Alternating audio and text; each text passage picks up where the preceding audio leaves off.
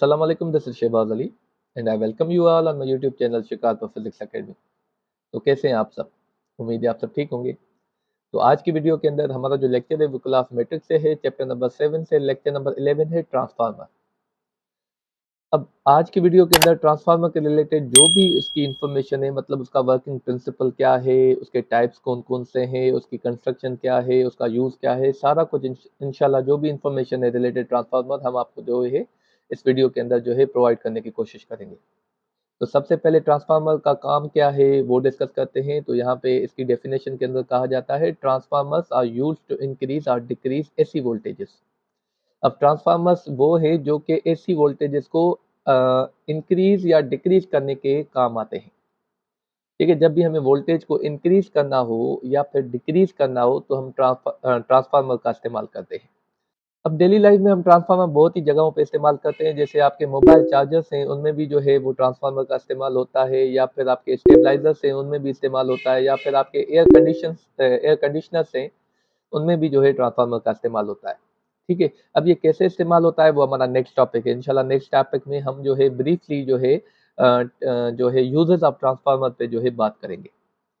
अब इसकी वर्किंग क्या है ट्रांसफार्मर की, यहाँ पे देखें इसकी वर्किंग और कंस्ट्रक्शन में आपको यहाँ पे जो है एक्सप्लेन करने की कोशिश करता हूँ। वर्किंग जो है इट हैज़ टू क्वाइल्स। अब जो ट्रांसफार्मर के अंदर जो होते हैं वो दो क्वाइल्स होते हैं। एक क्वाइल का नाम है प्राइमरी क्वाइल, दूसरे का नाम है सेकेंडरी क्वाइल। ठीक है, अब ये कैसे कनेक्टेड होते हैं ये आपको कंस्ट्रक्शन वाइज हम आपको दिखाते हैं। यहाँ पे देखें कि इसकी कंस्ट्रक्शन कैसे होती है। अ,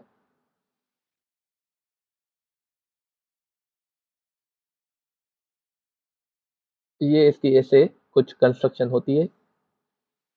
ठीक है, इस आउटर पार्ट को, ये जो है पूरी बॉडी आप देख रहे हैं, इसको कोर बोलते हैं। ठीक है, ये जो है, अब यहाँ पे दो क्वाइल्स होते हैं, ये एक क्वाइल यहाँ पे होता है और एक क्वाइल यहाँ पे होता है ऐसे। ठीक है, और यहाँ पे इसके साथ हम एसी सोर्स कनेक्ट कर देते हैं,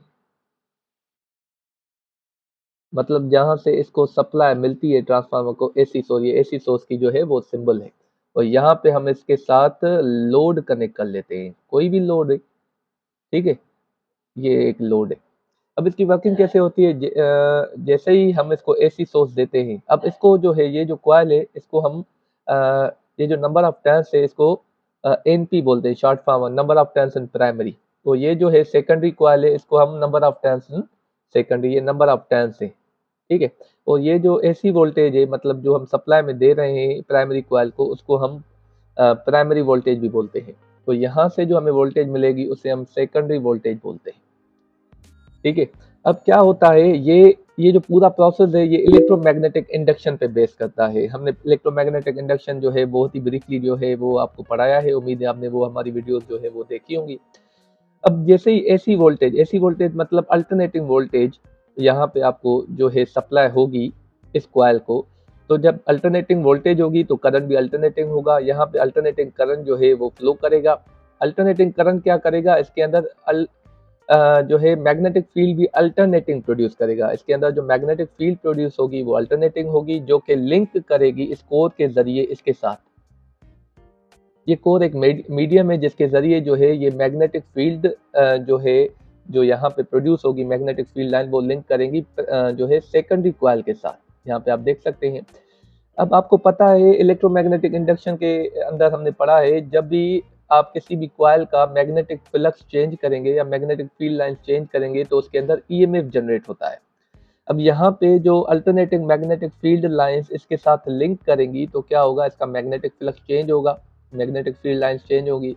जब मैग्नेटिक फील्ड लाइंस चेंज होगी तो इसके अंदर ईएमएफ इंड्यूस हो जाएगा, जो कि हमें यहाँ पे जो है लोड को जो है सप्लाई हो जाएगा, जिसे हम सेकेंडरी वोल्टेज भी बोलते हैं। ठीक है, तो ये पूरा प्रोसेस जो है वो इलेक्ट्रोमैग्नेटिक इंडक्शन पे बेस करता है। तो दोबारा आपको रिपीट कर देते हैं, यहाँ पे हमने एसी सोर्स सप्लाई कर दी, ये जो है प्राइमरी वोल्टेज है, ये नंबर ऑफ टर्न्स प्राइमरी है, ये प्राइमरी कॉइल है। अब जैसे ही आपने एसी सोर्स यहाँ पे सप्लाई कर दिया तो अल्टरनेटिंग करंट यहाँ पे जो है फ्लो करेगा, जिसकी वजह से अल्टरनेटिंग मैग्नेटिक फील्ड जनरेट होगी, जो कि लिंक करेगी with the help of this core, इसको कोर बोलते हैं। ठीक है, जो कि लिंक करेगी सेकेंडरी कॉइल के साथ। अब अल्टरनेटिंग मैग्नेटिक फील्ड लाइंस जब यहाँ पे लिंक करेगी सेकेंडरी कॉइल के साथ तो इसमें ईएमएफ जनरेट होगा अकॉर्डिंग टू इलेक्ट्रोमैग्नेटिक इंडक्शन। ठीक है, वो जो ईएमएफ जनरेट होगा उसे हम सेकेंडरी वोल्टेज बोलते हैं, और वो जो है सप्लाई किया जाता है टू द लोड। ये पूरी वर्किंग है किसकी, आपके ट्रांसफार्मर की।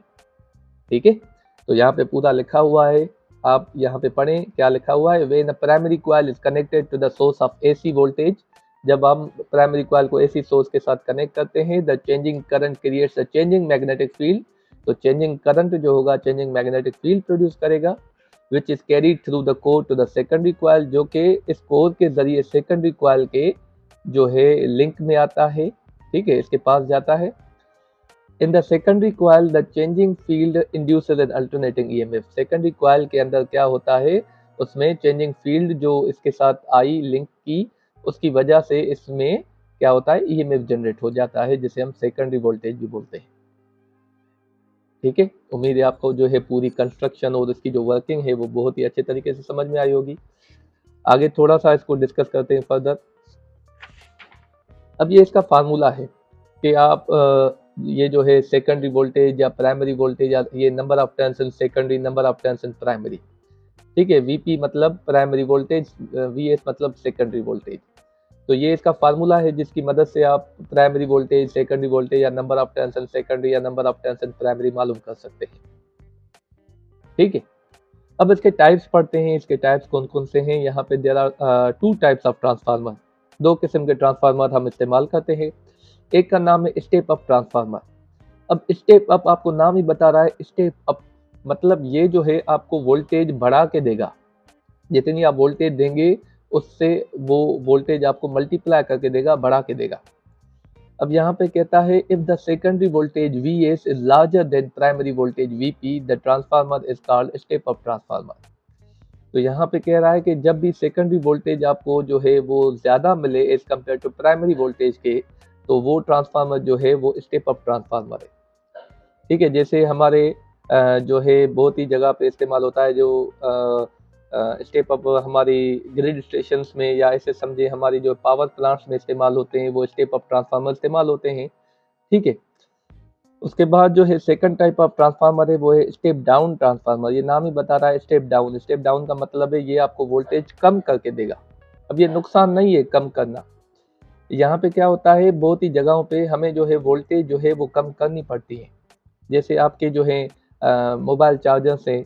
अब मोबाइल चार्जर्स जो है सप्लाई तो हमारे घरों में 220 आ रही है, पर हमारे जो चार्जर्स है वो वर्क करते हैं ऑन 6 वोल्ट और 5 वोल्ट। अब वो वोल्टेज कम करते हैं चार्जर्स जो होते हैं, 220 को 5 वोल्ट या 6 वोल्ट में कन्वर्ट करते हैं, क्योंकि हमारी जो बैटरी होती है मोबाइल की वो जो है उसको जो है नीड होती है वो 5 वोल्ट या 6 वोल्ट पे वो जो है चार्ज होती है। इसी वजह से वो वोल्टेज कम करके देते हैं। ठीक है, तो यहाँ पे देखें कि if the secondary voltage Vs is similar then primary voltage, the transformer is called step down transformer. अगर आपकी सेकेंडरी वोल्टेज जो है वो सिमिलर है as compare to primary voltage के, तो उस ट्रांसफार्मर को हम नाम देते हैं स्टेप डाउन ट्रांसफार्मर। ठीक है, तो वो वोल्टेज कम करके देता है।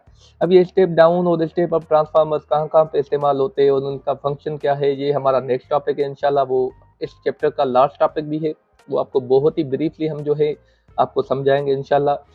इस टॉपिक के अंदर, इस वीडियो के अंदर अगर कोई भी क्वेश्चन या क्वेरी रह गई रिगार्डिंग ट्रांसफार्मर, तो आप कमेंट सेक्शन में पूछ सकते हैं। इंशाल्लाह will meet you in the next lecture. Thank you very much.